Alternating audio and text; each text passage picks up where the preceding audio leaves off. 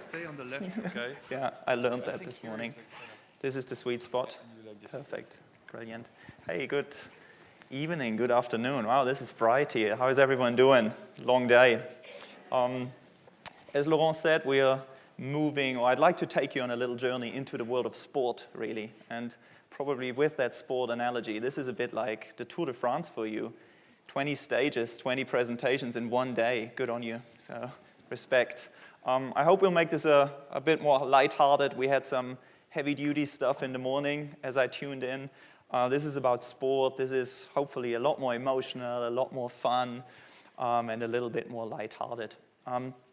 Before I start, I want to ask two questions to the audience. First question is, who of you, before reading through the agenda for today, has heard of Strava? Can you raise your hand? There's a few. And then who of you who raised your hands are actually active on Strava? That's almost more interesting. Okay, not so many. Excellent. That's a good insight. And I'll jump straight to my next or first slide. It's vibrating, wow, but it's not doing anything. Here we go. Probably important for all of you who haven't raised their hands. How does Strava actually work and what is it? Laurent gave a little bit of an introduction. It's quite easy. There's a couple of maybe checkboxes that you need to fulfill, if you like, in order to enjoy Strava. So first one is probably you have to have a passion or a love for sport. You have to be active. You got to go out and enjoy the feeling of being out, running, riding, whatever your sport is, really. If you do that, then it would be incredibly helpful if you are willing to track your activity through either, as Laurent mentioned as well, through the app that you see here on the screen, or actually through any GPS device in the world. So what Strava needs in order to connect you with other people is basically your activity and the tracks that you leave through space. That's really the information that then becomes the connective tissue to other friends, and that allows everyone to tell stories. So, recap, you love sport, you track your activities, you turn those activities into a post, you share those activities with that post with your friends, and there we go. That's when the magic happens, where the Strava magic happens, that people just connect, they give each other kudos, they give each other respect, they comment, they basically get excited about that story that you just shared. So I don't like the term personally so much. It's a social network for athletes. I think in Germany, social network comes with a bit of a stigma. So I'd rather refer to it as a digital sports club. It's really the place where you connect with your friends, connect with fellow athletes, and tell stories that way. Nope. Oop. I'm not a pro with these machines. Next question that I quite often get, basically any interview that I give to a journalist or to a media partner or any other partner in the sports industry is usually, hey Paul, how big is Strava? And it's an interesting question. We don't release the actual numbers actually, but obviously we're quite proud of a couple of headlines, how we measure our success and how we measure the impact we have on the sports industry and why Strava is such a phenomenon really in the sports industry, why people fall in love with it and almost get addicted to it.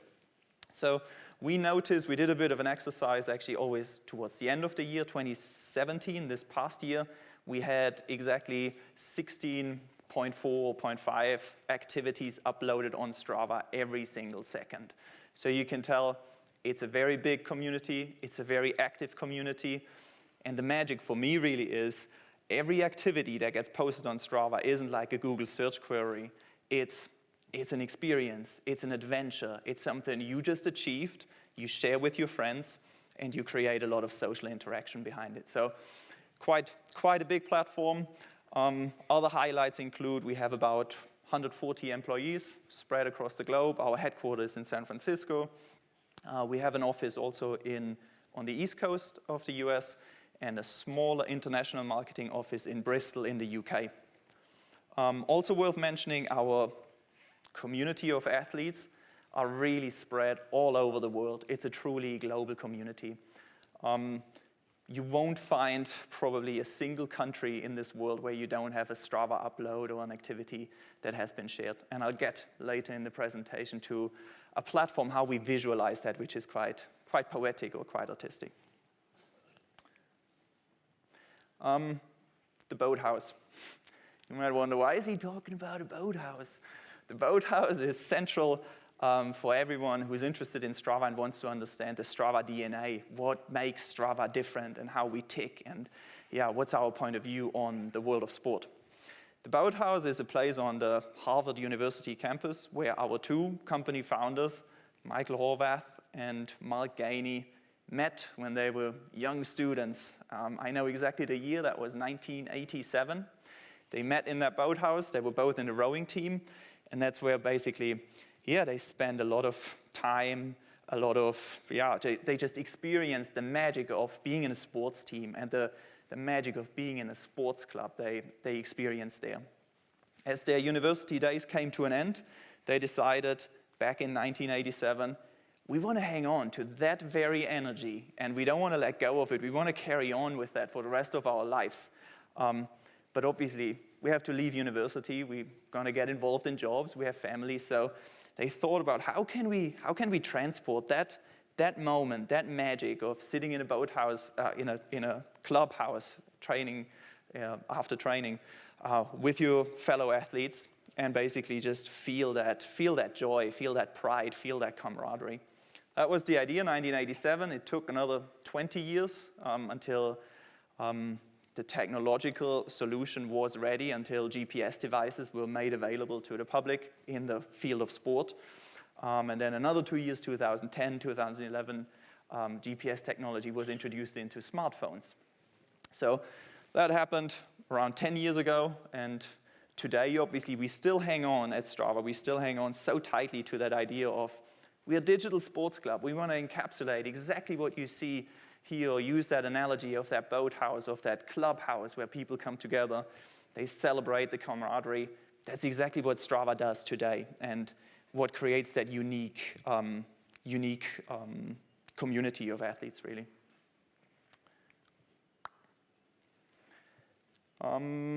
Where does Strava stand 2018 today, right? So again, 30 years have passed since the Boathouse moment where Mark and Michael met, came up with the idea. 30 odd years later, we're in a pretty unique space. We obviously have a community of athletes that is unheard of, unparalleled in terms of engagement, but also in terms of sheer scale. Also, and that's worthwhile mentioning, we have a very unique position in the marketplace. Unlike other tracking apps per se, I need to step back a little, isn't a new idea, right? There's loads and many tracking apps in the marketplace, but Strava is unique in a sense that we are not owned by a hardware manufacturer. So we weren't bought up by Adidas, Nike, Under Armour, Essex, you name it. We're independent, and we can run our own agenda that way. We can continue to build that camaraderie, that boathouse idea, that clubhouse mentality we can continue to live on. And that's really powerful and provides a unique opportunity for us. We don't have to sell shoes from the people that bought us or t-shirts. We can just build that social network, that digital sports club. There was one more point that I wanted to mention on that slide. And that is, yeah, often I get asked also by journalists, they ask me, so, Paul, when do you start building GPS devices? Or when do you start to expand into that world, into the sport industry to make money? And the clear answer is we won't. Absolutely no interest. It's not on strategy. It's not what we want to do, where we want to be. It's really, we want to be a digital sports club. We want to build a community, and that's it. So we're staying away from GPS devices. Other brands do that, and they do it better than us with a complementing software product. So that's kind of the roundhouse kick, what Strava is. Hope everyone gets it. I wanted to maybe talk about 2 or 3 features that make us different or are unique to Strava, and how the analogy to this picture is maybe how we can be helpful for athletes and why people engage with us, they love us, and they get addicted to us. So how do we become the plaster on a marathon runner's nose? How do we become helpful? Anyone knows this young gentleman here waving at the camera? Any French fellow countrymen here in the room? There's Romain Bardet, merci. That's exactly right. Romain Bardet had an amazing Tour de France, obviously, last year, 2017. Won the 12th stage of the Tour de France with an amazing ride. He uploaded his activity on Strava, which we love. And I think there's really two takeouts for me on this very slide here. Number one is, we have pros on Strava, like Romain Bardet. We have a density that is unparalleled. It's almost like the Olympic Games happen every day on Strava from all different sports. We have world champions, gold medal winning athletes from cycling, from running, from ski racing, you name it. And that's really magical. And the pros go onto Strava because they love it. It's not because we pay them. We don't spend a single dollar of our marketing budgets on it. People come to us. Those athletes come to us. They see value in it. It's entertaining for them. They have a real and authentic interface to their fans. They can show off their training, their races, all their athletic achievements. So really strong and powerful and a real phenomenon. The other point about this is on the right-hand corner for you guys. 22,000 kudos. A kudos is a sign of respect on Strava. So you basically click the thumbs up button. We call that a kudos.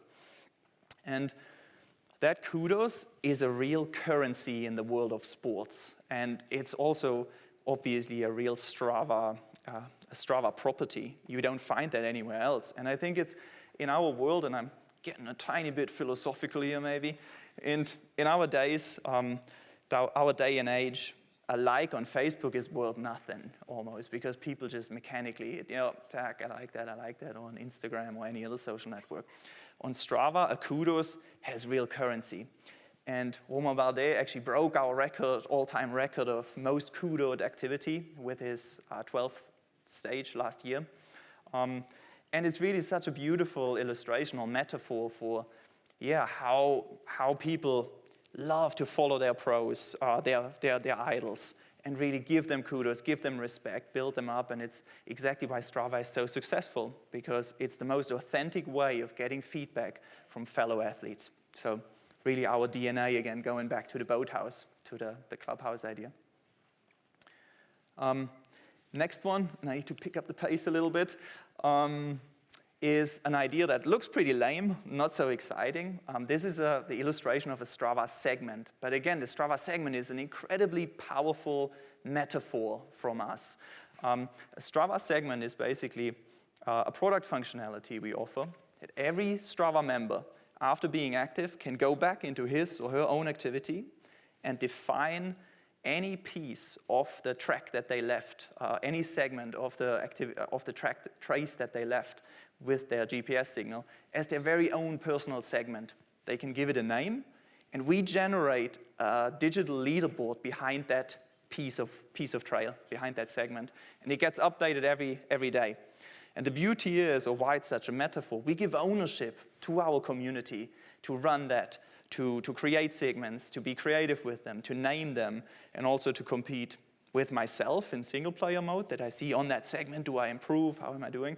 But also I can compare with a segment with a Romain Bardet.